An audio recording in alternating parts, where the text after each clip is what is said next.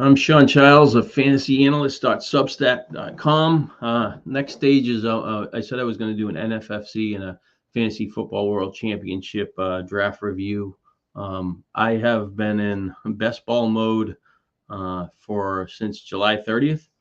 I think I have 285 teams in not drafted but started. Probably I think about 50 done at Underdog, and I think about 30 done at DraftKings, but I'll lose 10 a day for Underdog, and then I just added a couple more, and the other one I'll probably lose 20 a day, and hopefully I get into next week and it gets a lot easier. But I've been at my phone for a lot for the last 3 or 4 weeks, but 3 weeks or so. But anyways, so the NFFC is it's really how I came into the high stakes market. I really had success in National Fantasy Baseball Championship. Because I was winning, I played in the National Fantasy Football Championship, flew out to Vegas, did their auction, the Draft Champions main event, did that for a few years. Unfortunately, I got tied with the Wyckoff, and I started going with that. And I kind of probably after about 6 or 7 years, I kind of life changes and lack of funds, and I kind of separated from the NFFC. Not totally. I played, a team or two or some teams every year, but I didn't have that, that same, have to be to Vegas with that crew of players. And I'm really good friends with Greg Ambrosius, who started the event. And so their first prize with Matt, they want 1,200 entries. First prize is $250,000 overall, $1,750 entry fee. Second place is $50,000. League prize is $7,000. 3,400, 1,100. I'd like to see if you come in second, you double your money. You come in third, you break even. But that's a different argument, and something I haven't really paid attention to.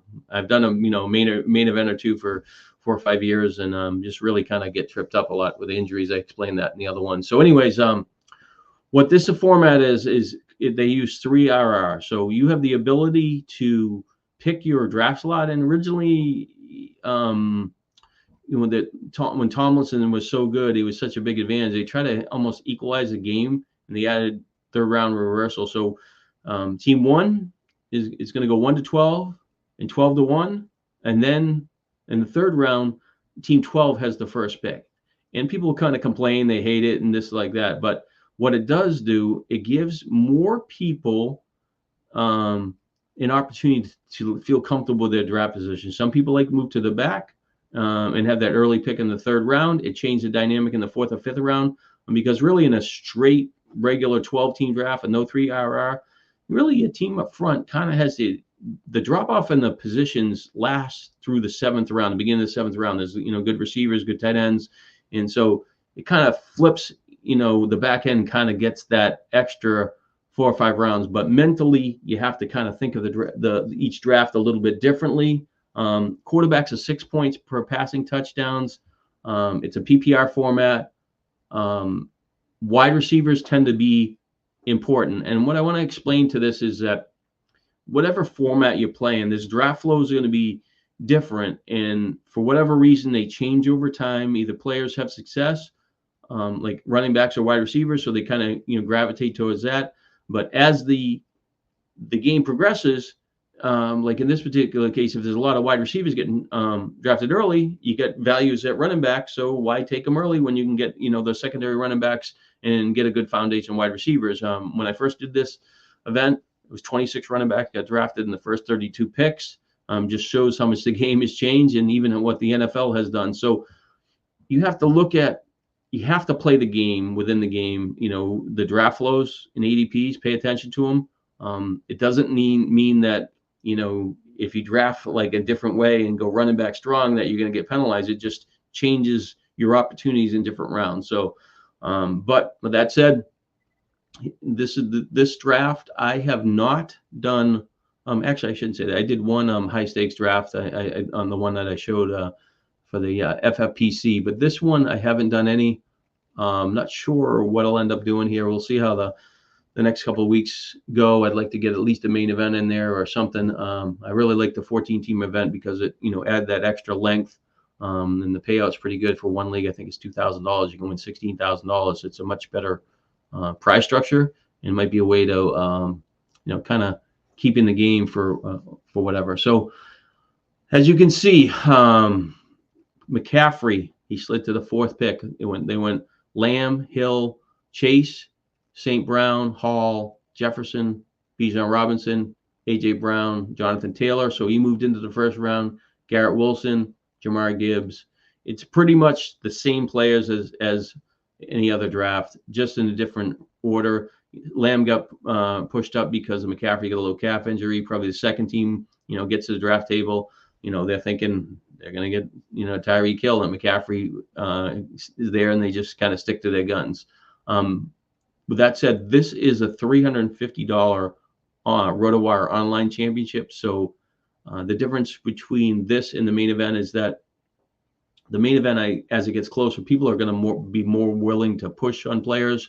Where if you're doing 3 online championships, you might have opportunities to get some players that slide, or get them at fair price. But as the player pool tightens up, people are going to fight for them in a couple of weeks, especially when the big dollar events start. So same lineup. I'm not going to talk about the players. Like I said, I talked before. Barkley, and we got 4 receivers in a row. ETN got pushed into the second round. He was kind of going a little bit later. Cup, Adams, they're neck and neck, and Devon Achane, Jalen Waddle, James Cook, Pittman, big run of receivers. So in the third round, but we're going to flip back. So the first pick in the third round was Derrick Henry, and the team 12 went Gibbs, Barkley, and Henry. That's interesting. That's going against the grain of the format. But two of his first 2 running backs have the same bye week. But hopefully he'll be able to fill that. Then it went Pacheco, Deebo Samuel, Rashad White, Kyron Williams, and then 7 receivers in a row. It's interesting that White, gets bounced up here. For the most part, he's at DraftKings. When I was doing it, he gets drafted in maybe the end of the 4th, but you can get him in the underdog format in the 6th round sometimes, but 5th or 6th, and then in even the FFPC, it's kind of a little bit different. I'd imagine in the Fantasy World Championship, where receivers really get shoved, that he might be like a 5th rounder there. But it's a fair price. All the players are obviously good in the first 3 rounds, and it's just how you want to build your team. We got 3 teams that went 3 wide receivers: Lamb, Pittman, Flowers. So Lamb, a difference maker. Pittman and Flowers have high catchability. Flowers needs Lamar Jackson to be a little more connected with him. A lot of passes last year he could have caught. Just was open, just didn't have the right timing. We got Chase, Waddle, and Neighbors. And, Neighbors is much better as a wide receiver 3 than a wide receiver 2, which he tends to be on a lot of teams in the best ball formats. But when, he still goes in the 3rd round, he goes a little bit later in this. And then that team even came back with Diggs. So really shoved on the wide receivers. And then team 5 went St. Brown, Adams, Evans, Dell. Dell's could be a really, really difference maker as the 4th receiver in that kind of structure. So I'll talk about the 2 quarterbacks. I talked about them briefly, but I'll just mention them, and then I'll kind of talk about players in the 5th round, because I said in this one I would go 5 to 8, talk about the players, and then the other one I'll go 9 to 12, and I'll try not to see if I can remember some of the players and not really get into it. But Josh Allen, he's really he lost his top weapons. Even Curtis Samuel suffered a turf toe injury, so that's kind of a strike. He was kind of looking pretty good in camp. He's got Kincaid. He's got unknown rookie wide receiver. We don't really know what he's gonna do. And the Shakur guy, the other wide receiver, that's the Khalil Shakir. What type of ceiling does this player have? So Allen's going to get a lot of his fantasy points in rushing. I really don't like him this year because I think he's projected high. He has talent. I just don't like his receiving core. And it just think at the end of the year he plays the Jets, and I think he could be okay. But I like, the wide receiver structure on some other teams better. Patrick Mahomes really they won the Super Bowl last year, really didn't have a good offensive season, still was able to finish drives, score touchdowns in close games. But this year, Kelsey's getting a little older. I think he's 35. But he still played pretty well at the end of last year. You had Rice, who looks like he won't get suspended, and he's kind of like a DeAndre Hopkins type player for me. Works the short areas of the field. He should get better. He just has to, clean up his off the field issues. They added Worthy from Texas. He's going to be the wide receiver 3. Hollywood Brown, or Marquise Brown, is he had an early season injury that kind of a shoulder issue that is going to set him back maybe a game or two. Maybe he ends up playing. But I think he's a helpful piece. He's going to be a lot better than what they had as outside receivers. He will get open, make plays. He was really banged up last year, underperformed. He has a 90-catch season for Baltimore. I think he really, really fits if that shoulder issue doesn't linger. Just gives Mahomes a really good structure. He'll run a little bit. He got no rushing touchdowns last year. I really think he's going to get well over 40 combined touchdowns.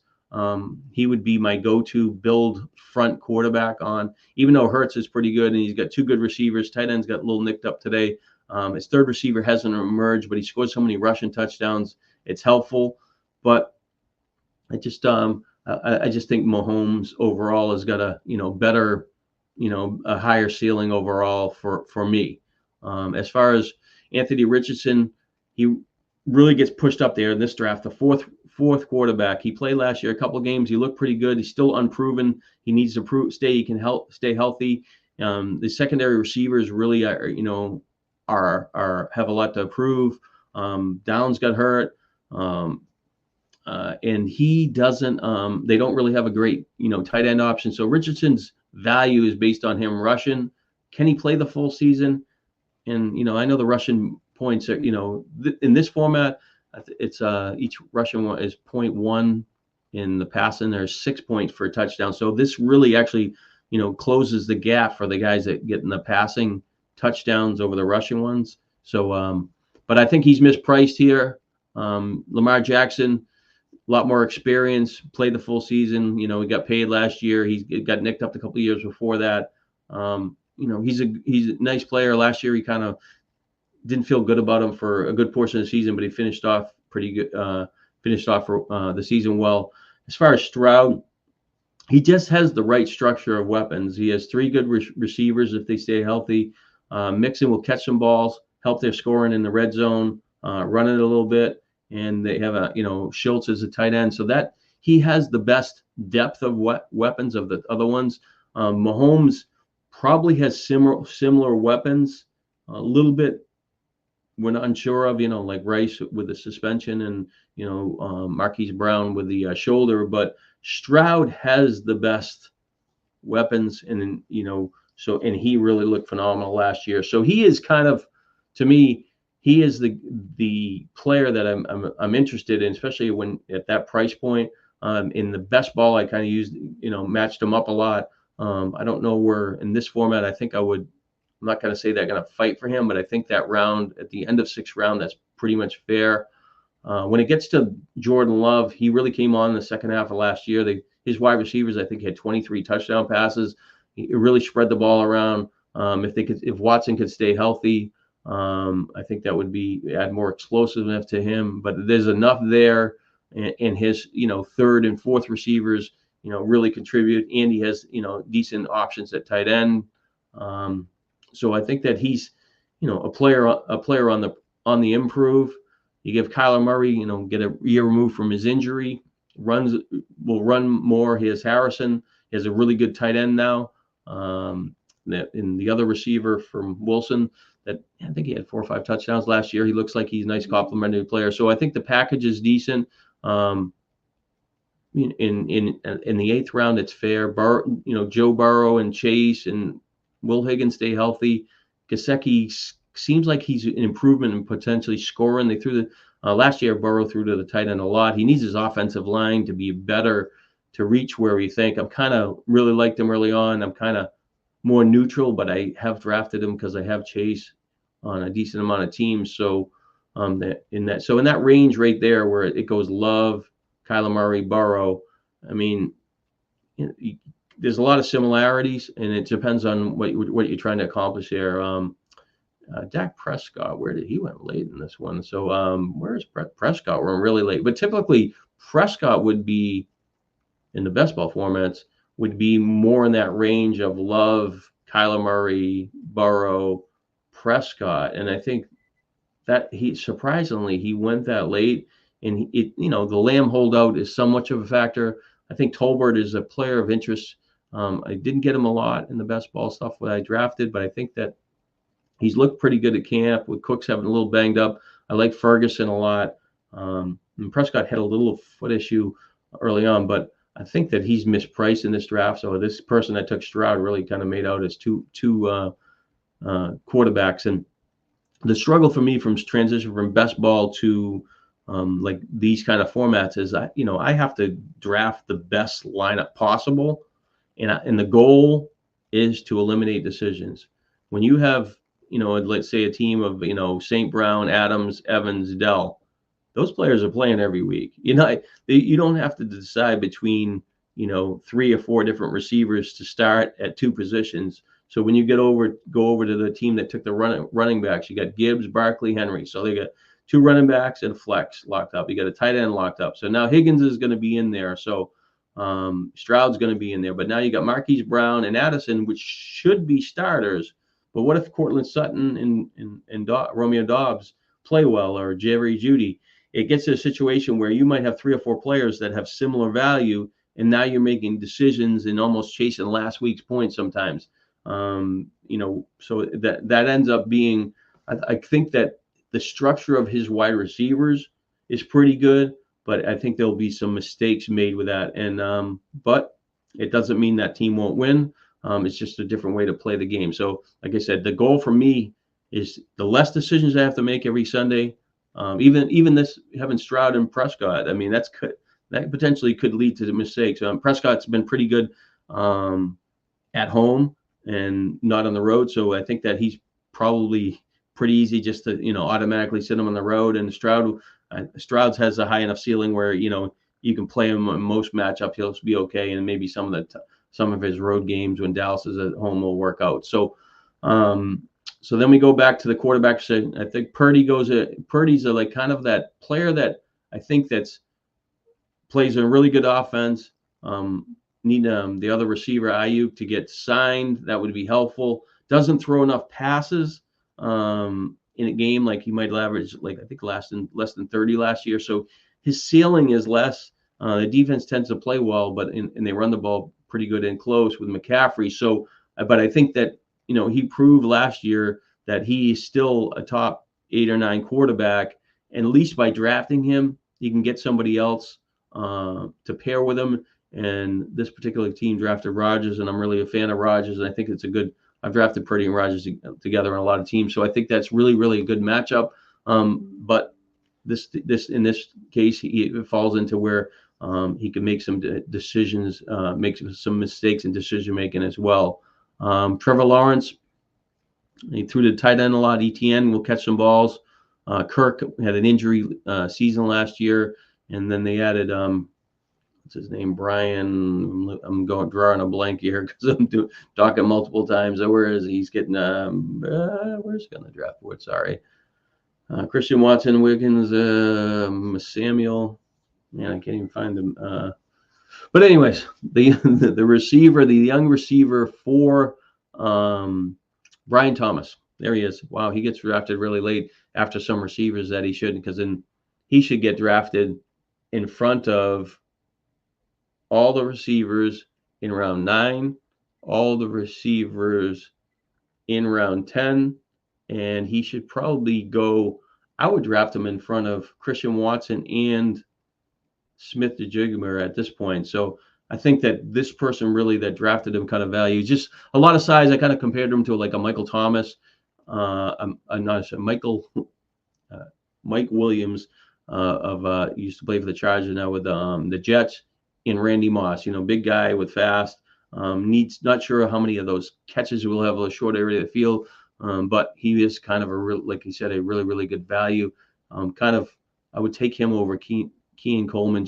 I know that's in Buffalo, and you think it's going to be okay, but I'm not 100% sure, but I mean, I get it, because when they're listed as a number one wide receiver, the temptation is there, but we'll see. So, we'll get Lawrence has some weapons. He runs the ball a little bit, comes off a down year. He's kind of hurt his ankle or something midseason. He's comparable. And then Jalen Daniels, another running quarterback, kind of falls in the Richardson. Went to LSU. Daniels went to LSU, had a pretty good season. Has some decent weapons in Washington. Good running backs, and we'll see how he shakes out. I've taken him a couple spots. I'm not sure. This team paired him with Mahomes. He's really kind of like a more of a luxury rather than a play. I mean, I guess he could see how he develops, but that just shows the difference in formats. Like some of the other formats, quarterbacks get pushed back, but they kind of fight for him. You have through 11 rounds, you got, I guess, two teams handcuffed, and I think the handcuff thing with a quarterback is more likely to happen in a 350 than a main event because, they want insurance, but you also might be able to find more values at wide receivers, something like the Thomas situation, because overall this could be their first draft, and they're kind of get a feel for the player pool and and stuff like that. When you get to a main event, everybody's kind of on their toes and they're going to fight for their players and stuff like that. So I think the draft flows will be a little bit different there. All right, so that's basically the top quarterbacks. I mean, Cousins doesn't run much. Stafford doesn't run at all. Goff is really kind of a place for a team that scores a lot of rushing touchdowns, but he will get a share of touchdowns. Caleb Williams, a young quarterback that has plenty of receiving talent, will rush the ball a little bit. He looks really intriguing. I really like some of the pieces of that offense. They all need to stay healthy. We'll see. Tua doesn't run at all. He has two good weapons. The running back, Achane, can help him if he can catch some balls. But Miami really ran the ball well last year. So after that, I mean, Herbert's a little nicked up. Transition on offense. Rodgers is really, to me, the best value at quarterback, and then the rest of it's kind of crap after that. So, but we'll go to all right. So in the fifth, so Christian Kirk, I probably didn't get to, but like I said, he's a better player than I gave him credit for when he went to Jacksonville. He kind of really panned out the first year. Last year he was playing well enough. He was out playing Ridley beginning of the year, and then Ridley kind of came on. T. Higgins, was supposed to be a really good player. 70 catches, 1,000 yards, has size, scores touchdowns, but he's always kind of misses some games. And last year he gave it those one or two games where phantom injury. I think he plays one play and he gets scratched and disappears. So there's a lot of people kind of disappointed with him, but he does have the potential. He'd like a contract. Jamar Chase would like a contract. The Bengals really, if they want to kind of keep this puzzle together or decide if it's gonna work for them, they need to kind of get it done. But Higgins, hey, he has the talent. He could be a lot better. If he plays as well he did his first 2 years, he's probably a pretty good value there. Amari Cooper, really good NFL wide receiver that kind of let some fantasy teams down in the big spots, but last year he really played well. And I think in the first two weeks of the championship rounds of the high stakes market, weeks 15 and 16.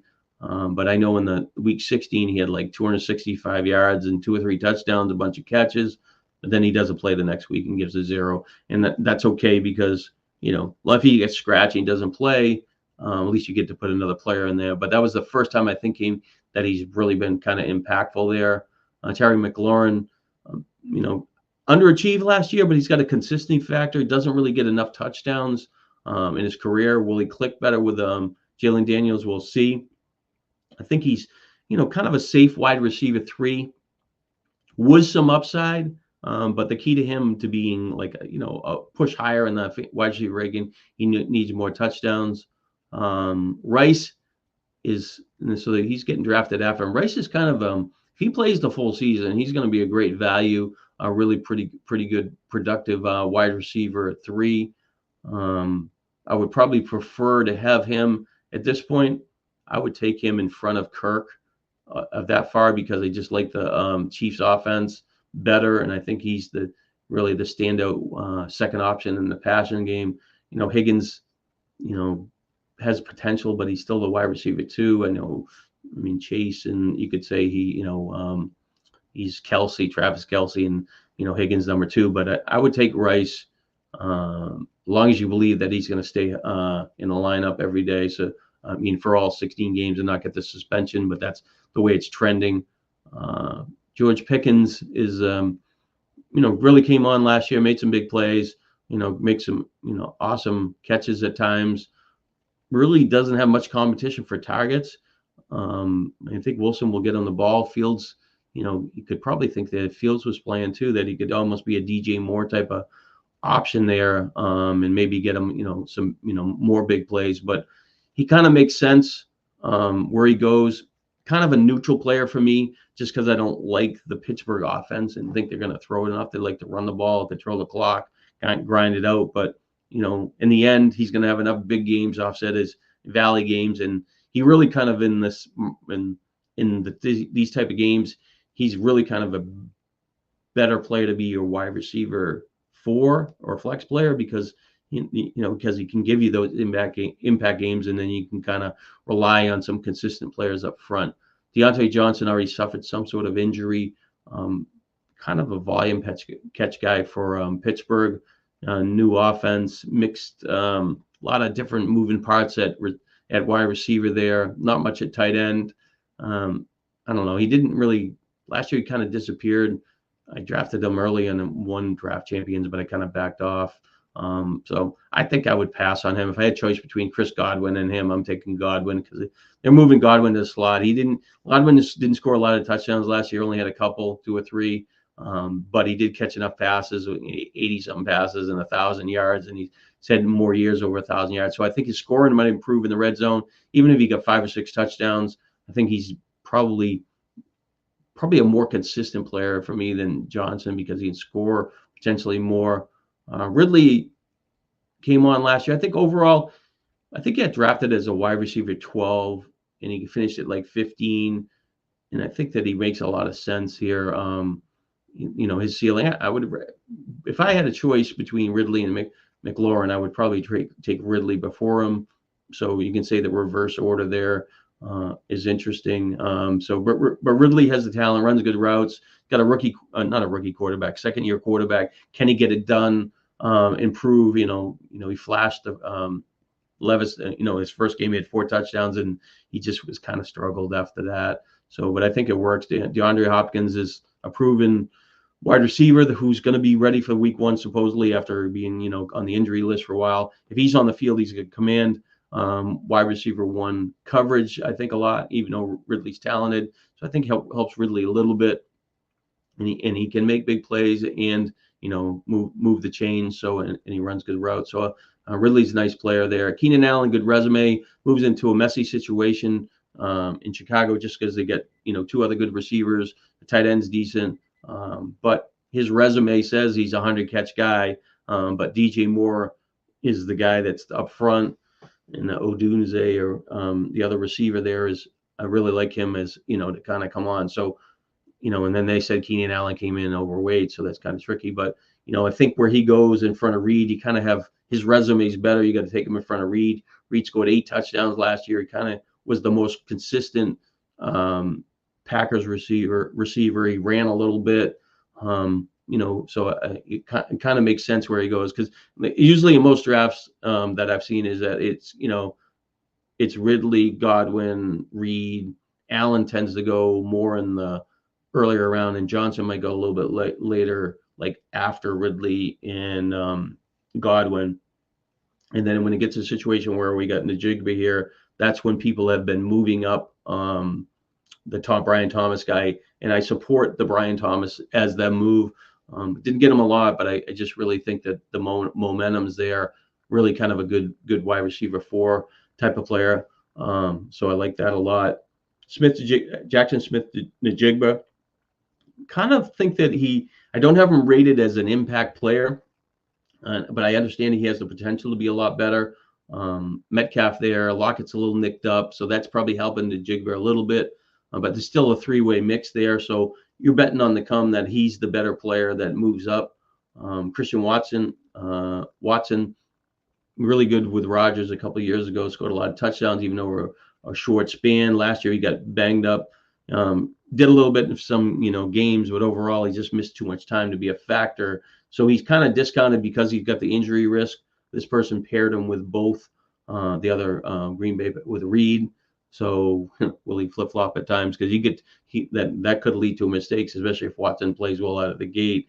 But I like him as a receiver at this price point or even later. But most likely, I'm not going to fight for him because I don't want to. I don't want to. His injury risk, I would probably stay away from. Marquise Brown, I really liked him earlier where he was going. I was willing to take him in front of Rice because Rice potentially had the suspension.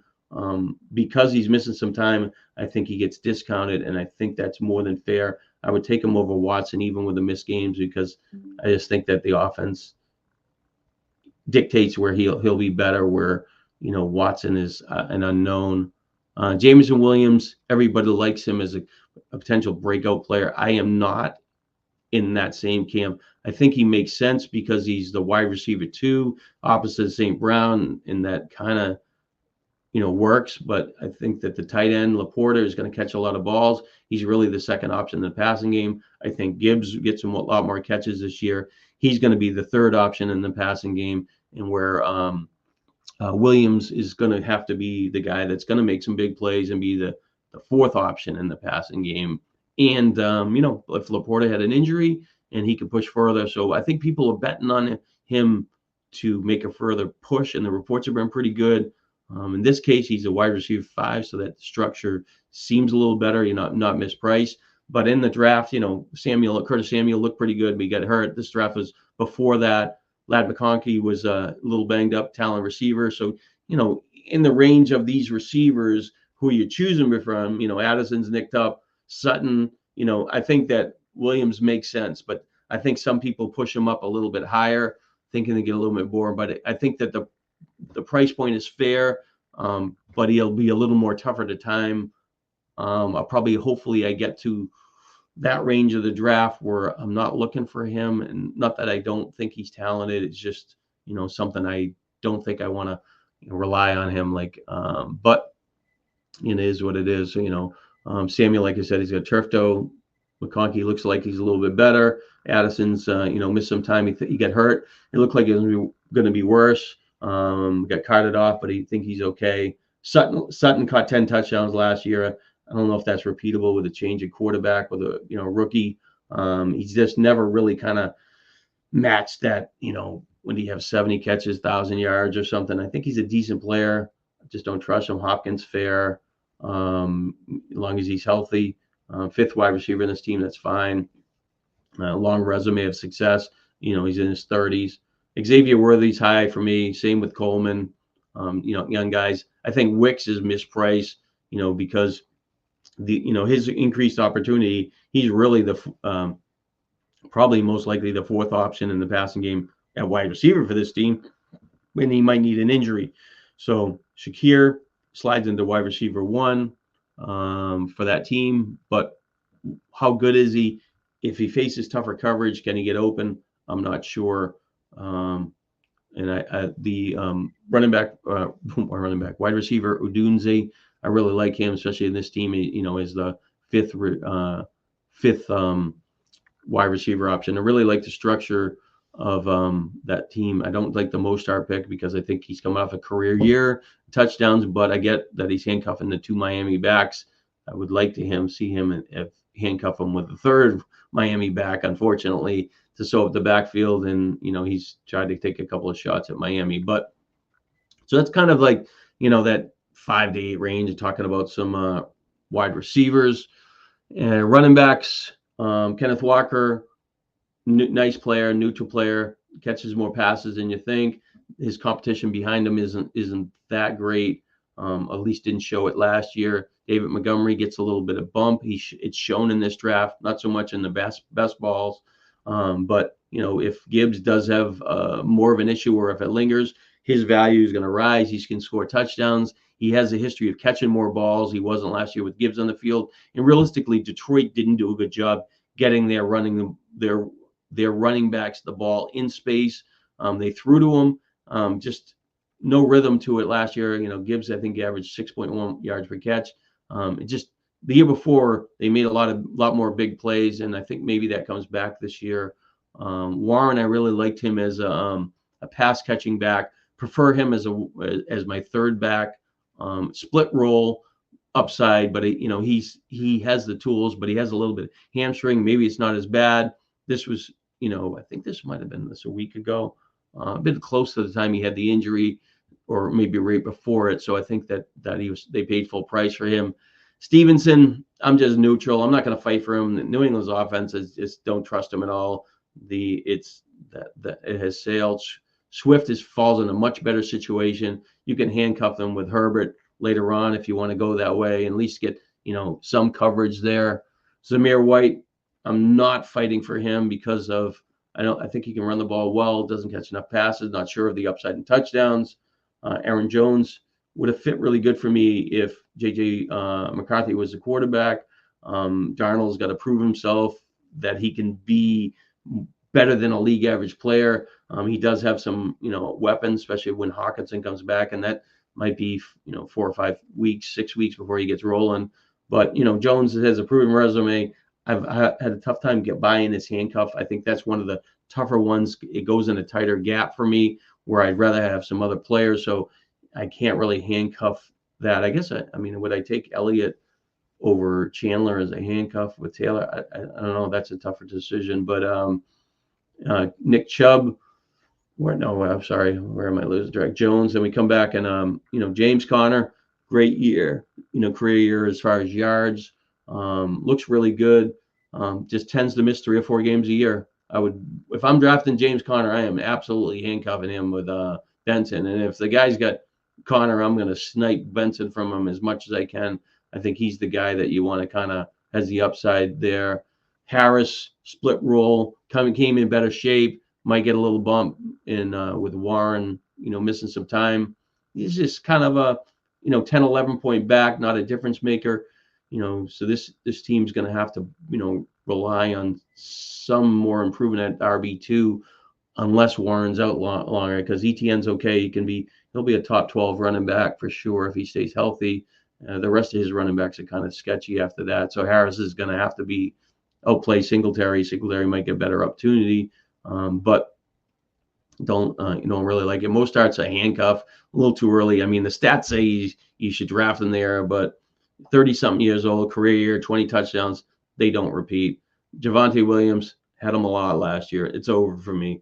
I'm not drafting him. They're going to mix in McLaughlin in there. They're going to bring in P. Ryan on third, and the 2-minute offense and passing downs. It's going to be a 3-way split. The running back, they're going to throw the running back a ton. They need to prove that they could score in the red zone with their running backs. They didn't score a lot last year. Offensive line needs a bit of rookie quarterback. Just not enough ceiling there. I would much rather have Tony Pollard or get involved in something like that. I think that he can catch passes more. He can catch some passes, make some big plays, even in a split role. I think both of the Tennessee backs are a little bit better. Zach Moss, I'm not going to take Moss over. I think he did okay for Indy last year. It seemed like an outlier for me, but I would prefer to be able to handcuff the two, and I don't know how you can pull that off. I guess this person could have, if you wanted to move somebody up and cheat the tight end position, where he took Ingram after Kelsey, and then I don't think Ingram's a player that's going to repeat either. 113 catches last year, different wide receiver structure. I think ETN should get some of his targets. It's not gonna work for him to get that many. He maybe gets 85, 90, but I think that was the best year of his career. I don't think he ever approaches that again. But so maybe he could have handcuffed it there and not taken that. But he does got some, top quarterback, top tight end, get some insurance at tight end. He could potentially play at flex. So it's a little different looking team there. So Zach Moss, Singletary playing for the Giants, not much competition, kind of messy there. Singletary's, did better than expected especially in the second half of the year for Houston. Will catch some passes, runs a little bit better than people think. But, just kind of like that third rotational running back that's not really, his ceiling really isn't that high. Jonathan Brooks, pretty talented player, coming off a significant injury. I'm not interested in that type of player.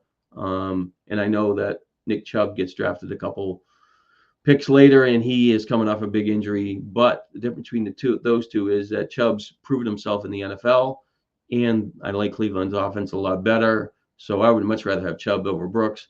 Brooks is going to beat me this year, the way I look at it. And when I see Eckler there, he switches to a team that's not going to throw as many balls to the running back, but at least he'll get some and have a reasonable floor and some rotational value there. But I think that he, I've had sometimes in the best ball things, he's a fourth running back instead of a third.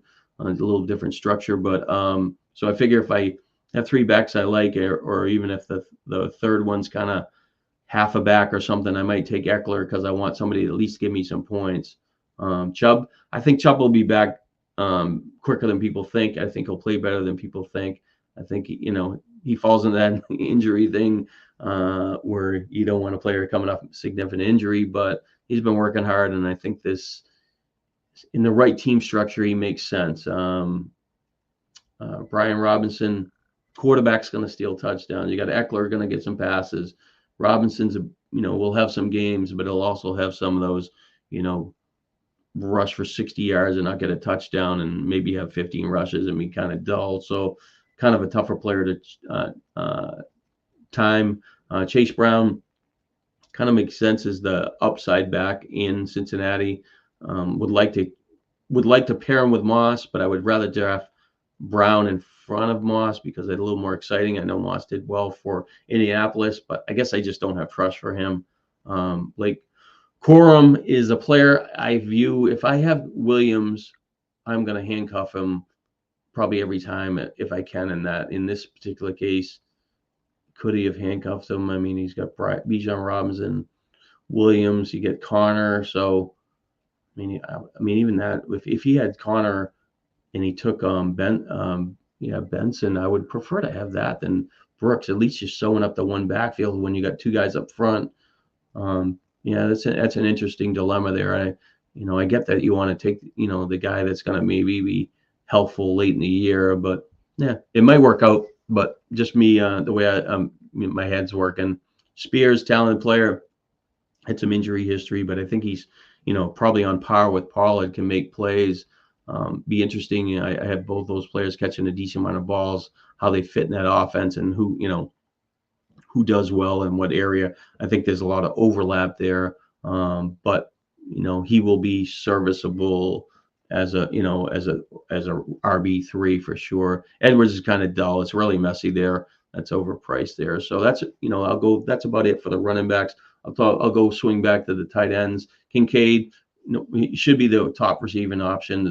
He stays healthy, get a little more scoring, but that's a pretty good value there. McBride really showed last year. He's still going to be really active.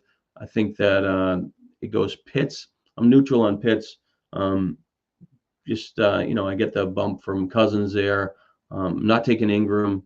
Kittle is a player that if Ayuk left town, I think it would have been beneficial, but he makes big plays. He can score touchdowns. He was a little more up and down last year, but his overall stats are okay. Just hard at a time, but you're going to take some, right offense. Ferguson caught 70 passes last year. He's kind of the value for tight end, and it drops off, and you can see that, it basically went from him to Njoku and then Brock Bowers. So Njoku had a really good season last year, a little nicked up, so that might be a reason why. But I think the order of the tight ends are pretty good. So out of the tight ends, Andrews are probably not fighting for, and I think Ingram's without a doubt doesn't repeat for me. There's no way that he repeats. So I think that's about it for the NFFC. Like I said, I just want to get through those 4 rounds, kind of show it. And I actually, one more thing I want to talk about here is that when you play in this event where it's 6 points for passing touchdowns and when you're drafting between a tight end and a quarterback, I think that the quarterback can be more valuable. So I'd rather have the quarterback first than, I'm not saying like, as far as Kelsey, Laporta, and somebody else, but there's times like I would rather have Stroud than Andrews and wait on the tight end, because I think Stroud he might have some games where he could score 50 points, where Andrews, can be pretty good, and maybe he was a few years ago, and he's still the wide receiver one. But just mentally, I think I've done it in the past. As you know, it'll be the 7th round. I'll take dull, um, this dull tight end that's not that great, and not take the quarterback. And I think that's more important to kind of make sure you have at least that one foundation quarterback. And I think that most part that you could say Laporta or before Hurts, it's still fair, and the draft flow dictates a little bit. So I think I guess Kincaid over Love, I mean that makes sense, but Andrews maybe, Ferguson's afterwards, Kittle's before Burrow, but if I would probably prefer to have Burrow before that. He has more upside. But like I said, it's this draft flow is not really that out of line with that stuff. But it can be a mistake sometimes that can trip you up in this format, because the quarterbacks, that 6 point for touchdowns is passing touchdowns, can lead to some amazing games. These guys score 3 touchdowns. That's 300 yards is 15. 3 touchdowns is 33. If he runs a little bit, if he gets that 4th touchdown, those are big games where the tight ends are most likely going to be like, they're going to average those secondary ones, maybe 11 to 13 points. So, just something about the format. So that's all I have to talk about for, like I said, I want to get the mid range. I'll go a little to the next level when I do the the Fantasy Football World Championship, and that format's wild, the way, just because it's so many wide receivers get drafted early. So thanks for your time.